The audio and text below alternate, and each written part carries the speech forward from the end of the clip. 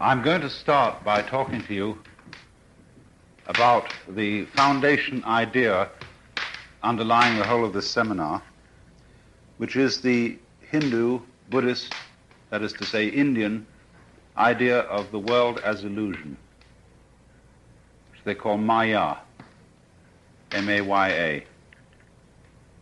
This is one of the most rich ideas that has ever been thought by the mind of man, because it has such a great multiplicity of meanings. When Hinduism is reported in little textbooks on comparative religion and encyclopedia articles, this is one point on which almost all the scholars are either completely misleading or very incomplete, because there is a general impression, has circulated in the West, that the Hindus live in a very, very hot country, have very little to eat, and live an absolutely miserable life. And therefore this affects the brain in a certain way. The heat makes the world seem like a mirage, makes it seem rather unreal.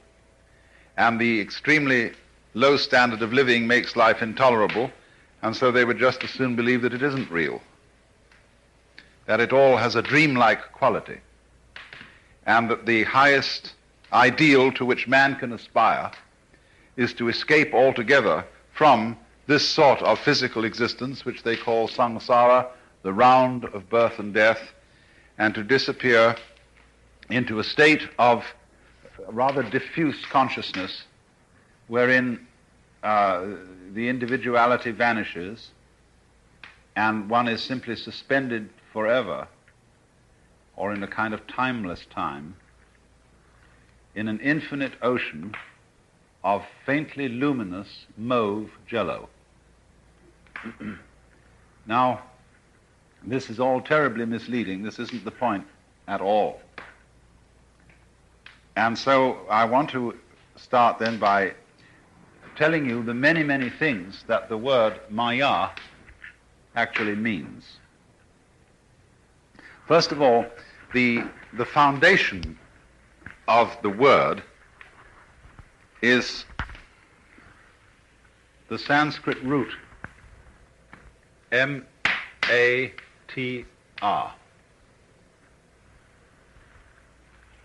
And that has as its original meaning, so far as we can trace it back, the idea of measuring or laying out the foundations for a building.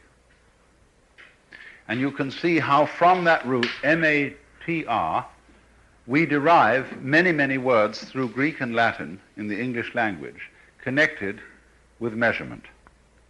Metric, meter, matrix, matter, as in the saying, does it matter? Does it measure up to anything? And so fundamental to the concept of the world illusion is then the idea of measurement, of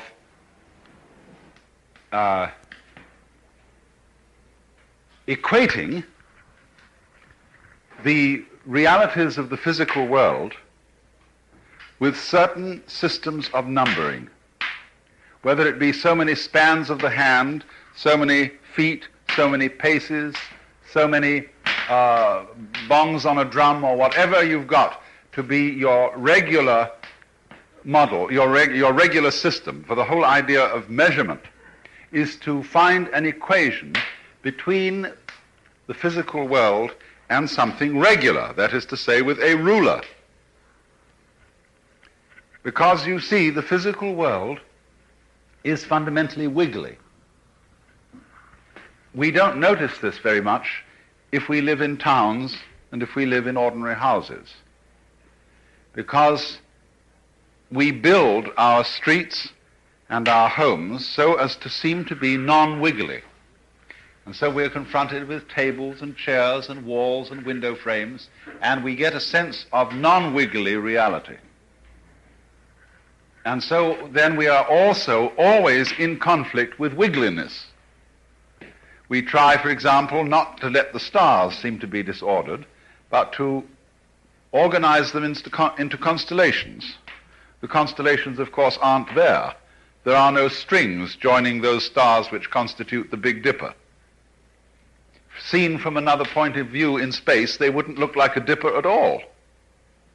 Actually, those stars happen to be fairly close to each other in space.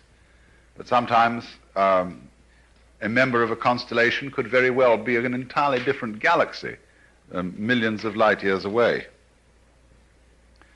So, but we like to do this, and even I once read something that I never believed any human being had ever thought. But during the 18th century, when Western man had a peculiar passion for symmetrical order, somebody wrote an essay saying that the stars had been very poorly disposed, and that if they had been arranged in geometrical patterns, it would have been far more consistent with the divine reason than this haphazardly scattered affair. So, our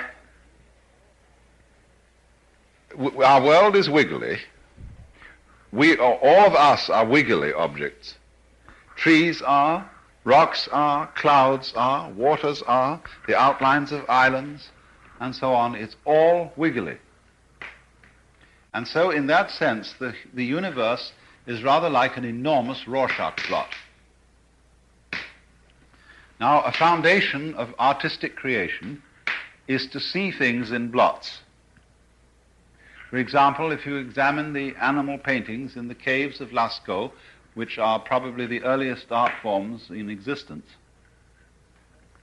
it is apparent that the painters of those images first looked at the rock, at its contours and at the smudges and various changes of color in it, and saw the animals and creatures that they painted, just as you might see something in a Rorschach blot.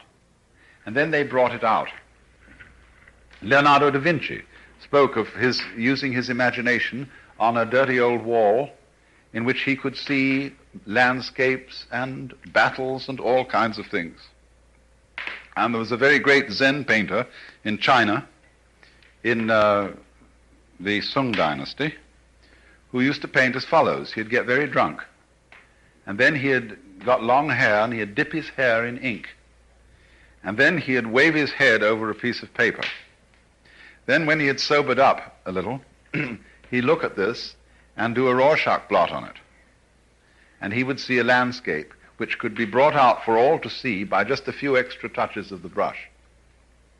And you see, by that method you create a gorgeous landscape. So this curious ability of the mind of man to pick out significant things in any kind of a wudge is what we call consciousness. Conscio. The basic root in Latin means con, together with, scio, to know. To know together. And so from the root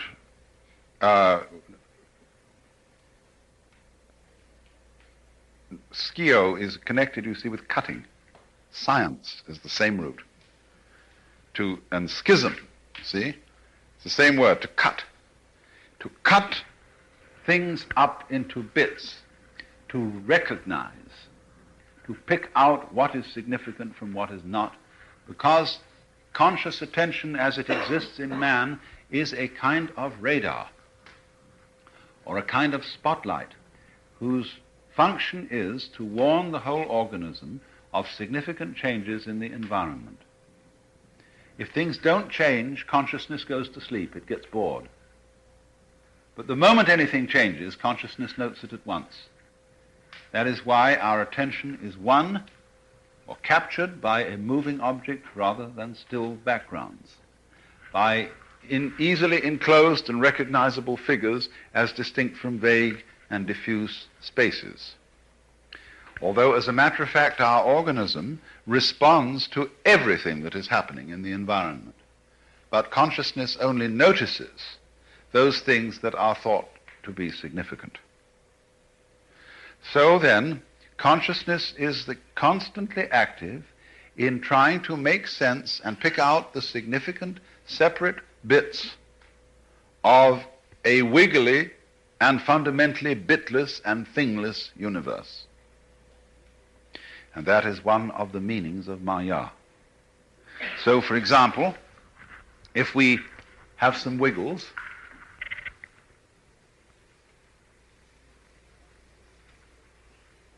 like that,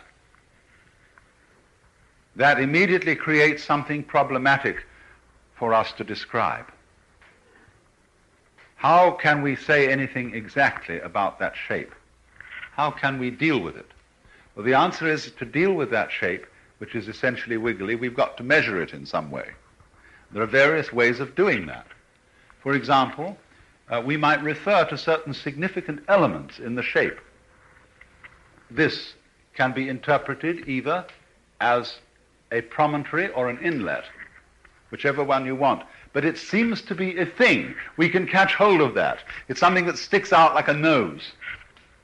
Or here's another one, you see. We can mention that.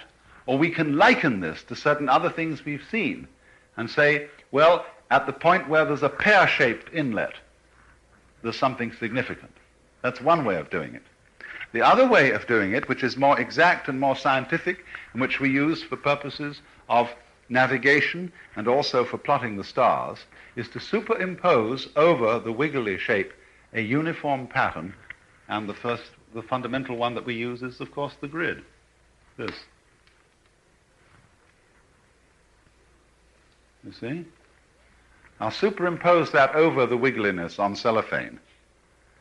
And then we can number the spaces down and the spaces along. And we can say this point is number 1 down and 2 across, and so give every point a number on our grid. See? And that begins to give us an accurately describable, but nonetheless somewhat caricaturish version of the wiggle. Imagine for a moment, you see, if you examine a newspaper photograph under a magnifying glass, you will find that it is an amalgamation of dots, some light and some dark. In other words, the whole thing has been reduced to a sort of pointillist amalgamation of bits. And under the magnifying glass, this doesn't look at all like the thing, like the human face, for example, that is supposed to be represented. But put away the magnifying glass, look at it from a distance, and it approximates to the human face that you recognize. Now, in a way, all conscious knowledge does that to the world. It reproduces it in terms of some kinds of bits. Words are bits. We arrange words in lines so as to describe events. But we've got a limited number of words that we use, the words in the dictionary, and they are the bits. And words, in turn, are composed of letters, and these are again the bits. Or much more so when, for example, we transmit television. What is actually coming into our set is a series of impulses, of bits, in certain rhythms. And these, when they affect the television tube, do more of this kind of newspaper jazz on the screen. And so in that way, a picture is arranged, but again in terms of little bits. So also, you see, this was all related to the fundamental way in which, from the earliest times, the study of physics approached nature. From Democritus on, the physicists wanted to know what are the fundamental bits out of which everything is made. And so they thought at first there were atoms. The square ones were for the element of earth, because cubes would all hang together, whereas water would be made up of balls, because it flows, you see, and doesn't stay put, and so on. Fire was made of pyramids and so on. I forget what air was made of. But they wanted to analyze it. And that is because consciousness itself is an analytical faculty. Consciousness is a bright light which illuminates the world one bit at a time in series. So that is one fundamental meaning of Maya. The illusion that the world consists of separate things which can be isolated from each other and regarded as being independent. Now that is a colossal illusion. It's a very useful illusion, but it simply isn't so. But it looks as if it was so, because we are so accustomed to looking at it that way. You see, as a matter of fact, we've all been kind of hoaxed by our culture, by the way we've been brought up, into looking at the world in this way, and to picking out those things which the culture has told us are important, and ignoring the things which it doesn't think are important. Now, for example, most people are completely unaware of space. Space means where there isn't anything at all. There may be air, but you can't see air, and you can only feel it if you move very quickly. So space is nothing. It's not important. And so we tend, you see, to be unconscious of the field, the area, the setting, the background, the space in which so-called things and events happen. And so to pretend that things and events are not influenced by their space. But every architect knows that space is immensely important. That the kind of room you live in, the kind of house you move around in, influences your behavior enormously. Just as the frame makes all the difference to the picture. I'm thinking, for example, of photography. Where does the photographer frame the subject? How does he shoot it? How does he sight it? And then when he's developed the print, where does he cut the edges? Upon how he does that depends the whole significance of his picture. So we could say then it is a maya, an illusion, that we all imagine ourselves to be living inside our skins, separated from the rest of the cosmos. We've been taught to ignore this enormously significant relationship. Because if we ignore it, we can play the game called Who Started It? That is, who is responsible? Who shall we praise and who shall we blame for things being thus and so? I was given a riddle the other day.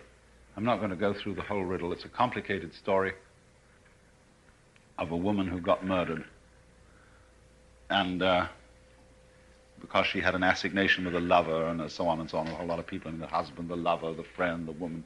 They asked me who was responsible. And I said, well, this is the question. The whole situation is responsible because the parts that everybody play in the thing are defined by the other people. You can't have them playing these parts unless they're all in relation in a common group. So it's the group, if you might say, as a whole that is responsible. And to play that the individual members of it are responsible is a game, an illusion.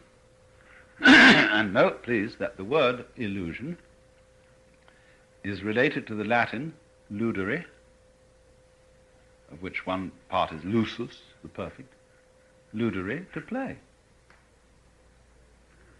So playing that we don't go with our environments, our surroundings, that is to say, the whole cosmos in which we are discovered, is a big game. You can do lots of things with it. But we're all going around unconscious of this marvelous interdependence between what we call ourselves on the one hand and what we call the universe on the other. And therefore don't notice that, as a matter of fact, our real self is the whole cosmos. We've forgotten that. That was rapidly expunged from our minds in very early infancy. And we are all something the cosmos is doing. Just like the water is waving and the wind is blowing, the whole wind is blowing, but it blows through this window and that window and the other window. It isn't the separate wind that blows through each window. So in the same way, we are all something, we're all wavings of the universe, only we've forgotten it. That knowledge was never verbalized. We had it in a non-verbal form in infancy. But as soon as we were taught words, the words hypnotized us. One always hypnotizes with words. They hypnotized us out of that realization. Now, that doesn't mean to say that individuals just aren't there. That if you were awakened and free from illusion, this room would suddenly turn into a formless void. The void doesn't mean that in Buddhist philosophy. What it does mean is something like this, that we are individual in the sense that you can see separate and clearly formed waves or whirlpools in water. Now here is a whirlpool swinging around. The actual water is constantly flowing through the whirlpool. And there is no stuff permanently in the whirlpool. All that the whirlpool is a pattern. It's something the water is doing. And so in exactly the same way, we are a constant current of electronical phenomena. At a more obvious level, we are a current of beefsteak and potatoes and eggs and milk and water, all flowing through us. And we know that the cells in the human body are completely changed within at least 7-year periods. So who are you? In the same way as a university may change not only its student body every 4 years, but its faculty every 10 years, and its buildings every 100 years, and it's still known by the same name, the university. Well, what is the university? The university is a particular kind of behavior. You see, it's a particular kind of doings. And there we are. But you see, when you don't notice that, and the behavior changes slowly enough, like the behavior of this building, so as one thinks of it as a thing rather than a process, then we get into our heads that the world is full of things. But it ain't. So now let's just retrace our steps a moment to clarify some of the ideas about Maya. The first was measurement. Making sense out of the apparent formlessness of the world, the wiggliness of it, it's a better word than formlessness. Making sense out of the wiggliness of the world by cutting. As the grid cuts, or as the consciousness cuts out certain things that it deems as significant. That's measurement. The second is related to it, playing the game that things so cut are really separate. Now, further than that, Maya means also magic. Magical power. The power to evoke. The power to create dramas. Now, all magic is related to drama, because the art of the dramatist is to convince the audience who've come to see a play that what is happening on the stage is real. The audience hopes to be convinced of that almost, but not quite. Now, the conventions of drama provide a certain setup that we are all familiar with, in our culture at any rate, that there has to be a certain arrangement. There's an auditorium for the audience. There is a stage for the play. There is a proscenium arch that divides the stage from the auditorium, and behind the stage there is a green room for the actors to change their clothes. And there it all is. There's the whole box of tricks. Because what the proscenium arch says is, to the audience, what goes on behind this arch on the other side of the footlights is not real. It is a play. And the actors have a place to go off and hide in the green room so that we won't see them changing their costumes or their masks or their personalities from plain Mr. Smith on the one hand to the role of Hamlet on the other. He will walk into our view as Hamlet.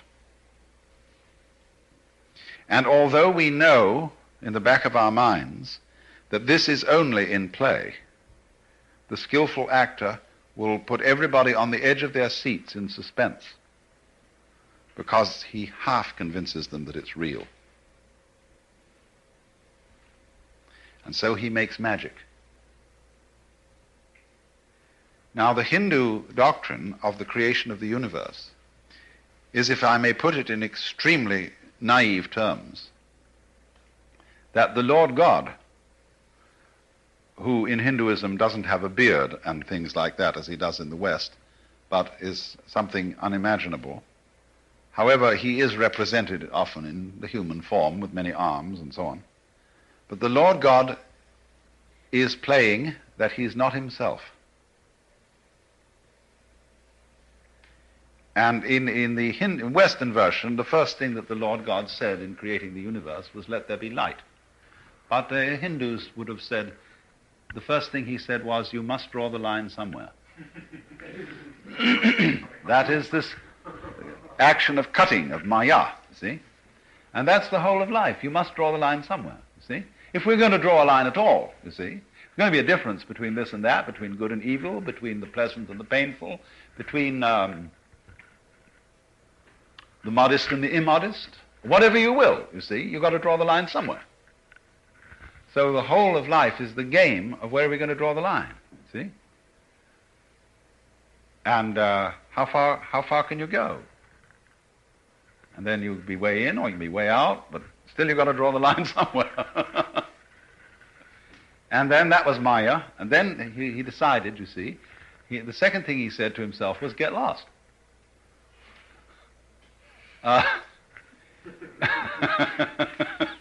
Because he was bored with being God. And he thought, everything is possible, there is no obstacle in any direction, nothing is happening, so let's get lost. Let's pretend we are not God. And so he's pretended that he's all of us.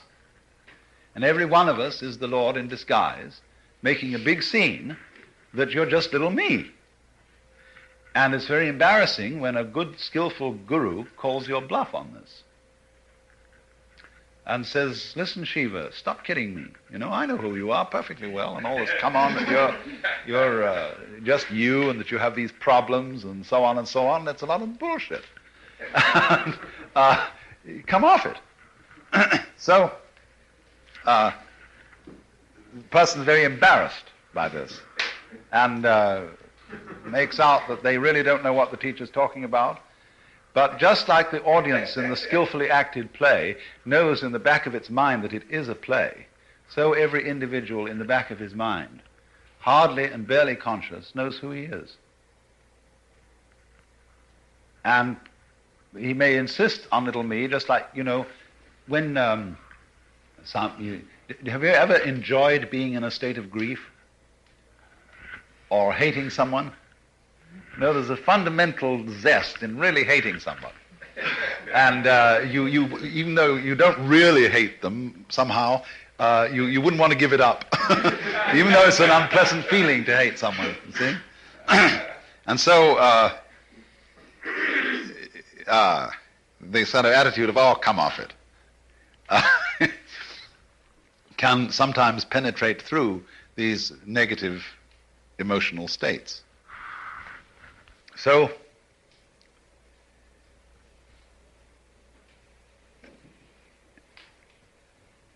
then you see, in the green room behind the stage, this corresponds to the back of the actor's mind. Because it's in the green room that he doffs his mask and changes his costume and drops his role. See? So it's interesting, isn't it, that the word person is a dramatic word, because the persona was the mask worn in classical drama. It is shaped with a mouthpiece like a megaphone, so that in the open-air stage the sound will travel. So that through which the sound comes, persona, the masks. So the dramatis personae in the beginning of a play is a list of the masks going to be worn by the actors. And by a very, very curious and significant subversion of the meaning of this word, how to be a real person. Think of that. How to be a genuine mask, a really successful fraud. That's Maya. Magic. The next meaning of Maya is art. Art, or indeed skill. I wonder, there's an old Greek tale that there was a competition in painting. And two very great painters were the final runners-up in the competition. And they had to do paintings that were going to be judged at a great affair. And the first one painted a vine with grapes on it. And it was so convincing that birds kept banging into it, trying to pick at the grapes. And the bees were coming around, and wasps and so on. And everybody thought, my, isn't that fantastic? How clever this man is. Well, they said, we better have a look at the other painting. And they said to the artist, unveil it, draw the curtain, and let's see it. He said, what curtain? His painting was the curtain. Well, he was awarded the prize because it was considered more remarkable to deceive human beings than to deceive the birds.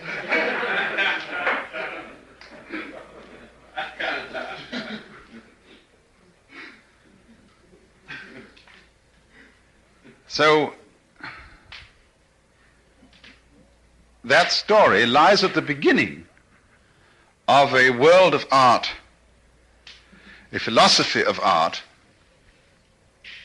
which has prevailed, certainly in the West, for many thousands of years, really.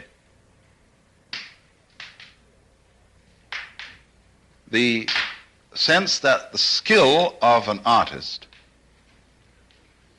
is to make art look like nature.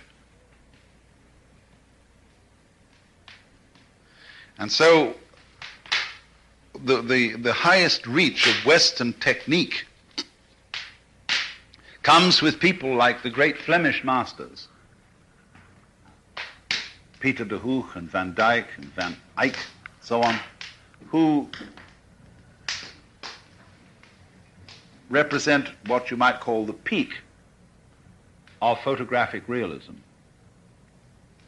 which eventually deteriorated into the sentimental painting of the 19th century, with all its luscious nudes and historical, mythological scenes done like colored photographs. And for most people living today, the vast majority of Westerners, that is art. And anything else doesn't look like a picture. But, however, what is not appreciated about this, except by painters and people who understand the techniques involved, is that the camera has a prejudiced point of view. The camera does not see things as they are. It sees things as it is constructed to see them. The camera has been bewitched, and the lens is made the way it is made in order to conform with a certain philosophy of how things are supposed to look. For example, if you show a so-called primitive person a photograph of himself or of a friend, he will not recognize it. He will turn the picture over and look at the back and wonder what happened to the back of the person's head. He will not understand why it's flat. He will not understand perspective. Why are the trees in the distance smaller? They're all the same size. When an American GI in Paris during the war, or just after the war, met Picasso, they got into a discussion about modern painting and Picasso's painting, and this GI said he simply couldn't make head or tail of it. He said, the world doesn't look like that. Women don't look like that. Picasso said, do you have a girlfriend? And he said, yes. Well, he said, let me see her picture. And he pulled out his wallet, and he had a little photograph in the things and showed the picture. And Picasso stared at it and said, is she so small as that?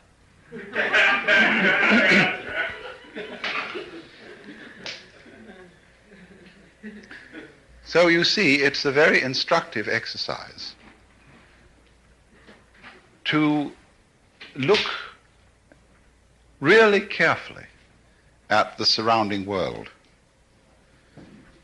and not jump to conclusions about the colors of things. You see, a person might walk into this room and be asked, what color is it? And he would jump to the conclusion, oh, it's a sort of off-white. Now, it's nothing of the kind. Watch this wall carefully, and you will see that it's myriads of colors.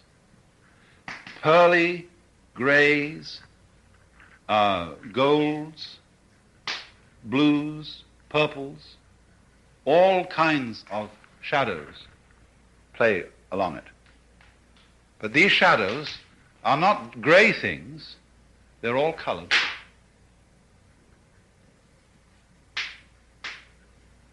And luminous. So just to say it's off-white color is to have an idea in one's head and not to be using one's eyes at all. And to have an idea in one's head and not to be using your eyes is in a way to be a victim of Maya. But then you see art and Maya have a kind of a curious relationship. Because one is not merely a victim of Maya. There's good Maya and bad Maya, as it were. There's a way of creating a world. And in this sense, an artist or a poet is a great creator. The word poet, from the Greek poiesis, means to make or to do. The poets, then, are those who give us an imagination, that is, the power of building images, and so also painters teach us to see things that we never saw before. They evoke them. They see creatively, because we can see this Rorschach blot of the universe in many different ways, just as the ordinary Rorschach blot is seen in different ways by different people. And if I can convince you to see this Rorschach blot my way, I've not necessarily pulled the wool over your eyes, but I have given you a new possibility of imagination. So when there's a place in a national park called Inspiration Point, and everybody goes there and they say, well, I want it just like a picture. That is because they have seen the kind of landscapes that are reproduced on the tops of candy boxes and so on, and they know that this is supposed to be beautiful. Now, ask the question, of what is a landscape itself a picture? Are the clouds like anything? You know, do they reproduce something? Do the trees mean something? Are they symbols? Are they figures? Are they about something? No. So when an artist paints the landscape in a kind of chocolate box style, he's actually painting a painting of an abstraction,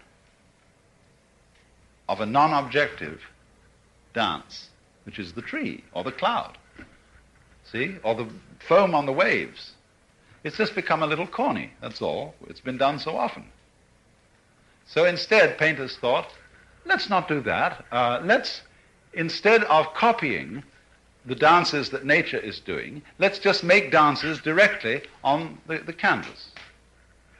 And so Jackson Pollock, and everybody starts sort of leaping around all over the place doing different things. But then, in a few years to come, people walk down the street and there is an old board, which has been splattered, and they'll say, oh, ain't it just like a Pollock? See, ain't it just like a picture? Because they'll have been taught to see the marvel of these particular colors and forms. So again, some artist has done Maya. And so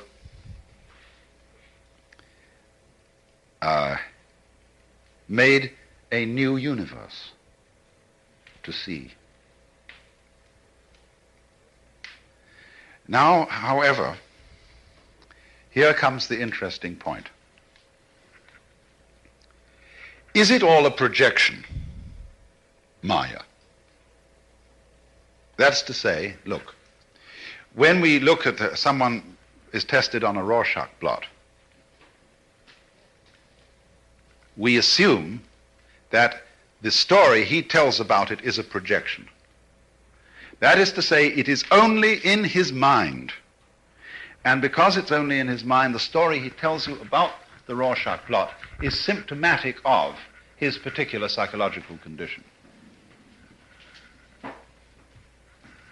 Are we then going to say that the external world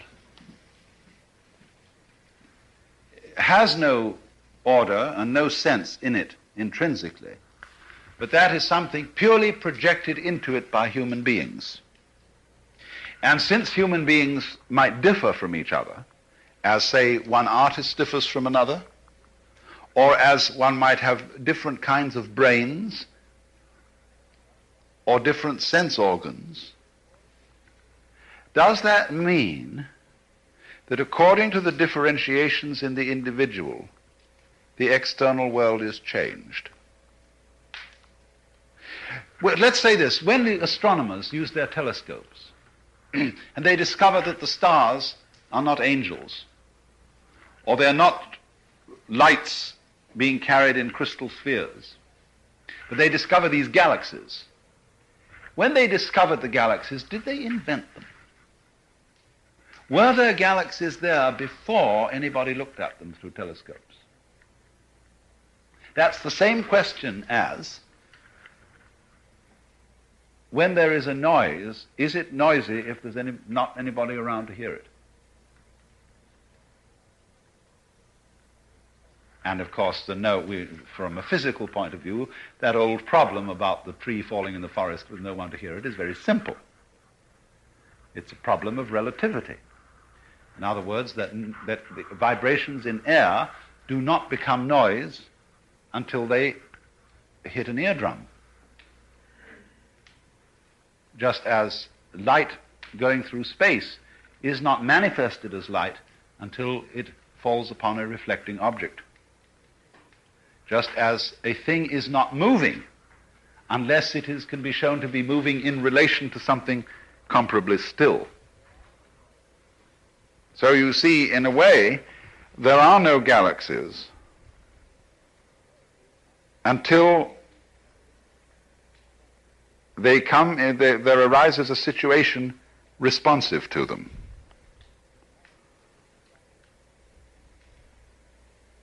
Nothing exists by itself, but only in relation to other things. This is a rough point, but remember this, though. This isn't pure projection. Because the ability of the human being to have these sensory responses, to hear sounds, to see lights, and to know about galaxies and stars, the ability, the brain which makes that possible, is in itself a member of the external world. The brain is a member of the same world it's looking at. It has something in common with the universe that surrounds it. You see, that was the thing that in the beginning we screened out. Nobody realizes that he's in the external world. Everybody else is, but I'm in the internal world. Oh, no, I'm not. I'm just as much in the external world as you, and my consciousness, my thoughts, my so on, can be regarded as something in the external world. So I go with it, you see. The external world, as I pointed out in the beginning, does me. Therefore, there are correspondences, there are transactions, there are relations between what I call me and everything else in the external world. Only I'm under the illusion that we don't go together. I've forgotten that I create the galaxies in the same moment that I've forgotten that the galaxies create me. It's mutual. Like two sides of a coin, they go together. You can't separate them. Otherwise you have no coin. So then in sum, let's go back. These are the principal meanings of Maya. Measurement through cutting. Play. Magic. Drama. And creative art.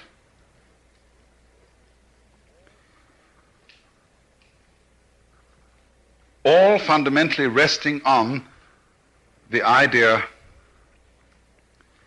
that the universe is not finally serious.